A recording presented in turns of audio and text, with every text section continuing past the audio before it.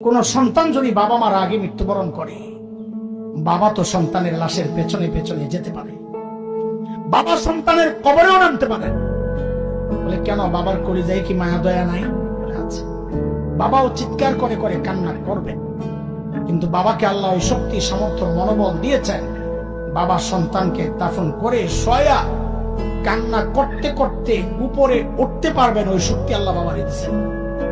কিন্তু কোন মায়ের জন্য সন্তানের লাশের পেছনে যাওয়া চলবে না, কোন মায়ের জন্য সন্তানের কবরে নামা চলবে না।